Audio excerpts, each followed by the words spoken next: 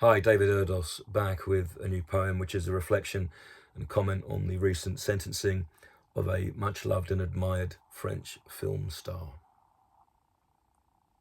DEPARDONE. When film stars fall, skies, such as they are, rip and rupture. Whether it is Gene Hackman dying in Alzheimer's shock at rat germs that claimed his wife, or James Dean, still stained by his secrets, or now Gérard Depardieu's groping and 2 sentence-suspended assaults, each confirms that to place our faith in the dark, which smears us all, seems foolhardy. What we must prize is the work truth can't alter, no matter how marred makers are.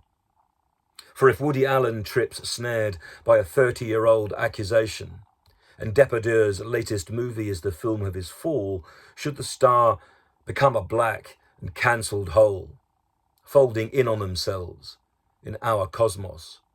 Or should the glow and glare and the beauty of what they have brought to the screen now be dulled?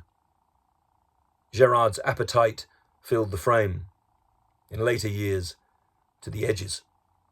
But it was always his skill and charisma that bested most. Now it's cold.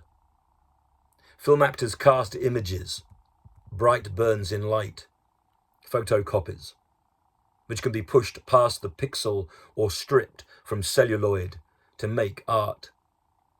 And he is an artist to last through what he leased from his darkness. As a socio-moral hunchback, Jean de Florette will still break your heart. Or Green Card amuse. It is what makes Buffet Froid, Les Valseuses, or his Cyrano so beguiling.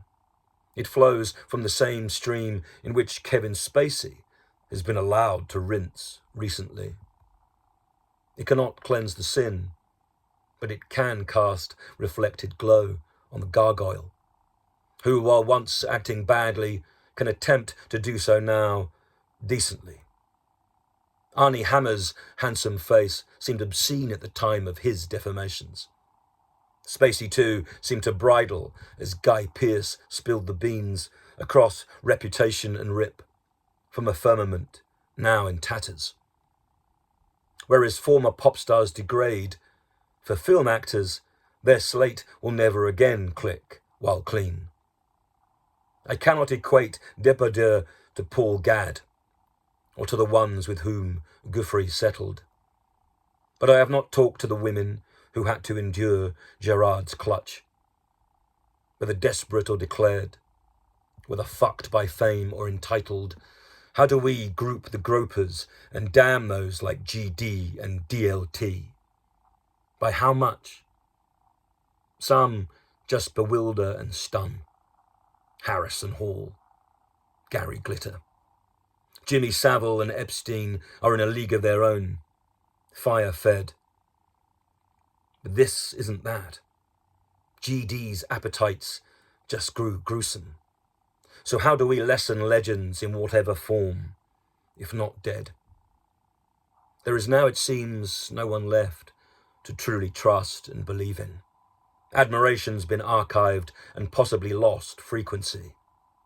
So if we dispense with their work, from the fleshly full to the wooden, we will also lose the last culture if there is no chance to claim clemency. Louis C.K. fucked himself in more ways than one. What a talent.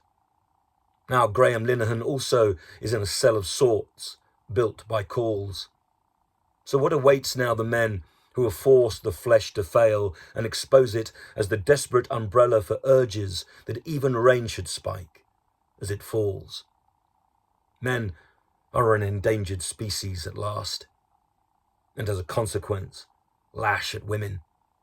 These are acts of urgency and abandon, premeditated too, at some point. Perhaps it is the price paid for fame, removing you from the real all too quickly. What should we do? And us, watching, must we forget each film we loved and anoint someone else in his place? Which of you now would watch Seven, or 1492, or Manhattan, or 1900, or dare I say, modern times. Chaplin favoured the young, who mars the lines, who slits silence, each and every accuser. As the guilty are gathered, they are the film stars now. Skin, a sign. David Erdos, the 14th of May, 2025.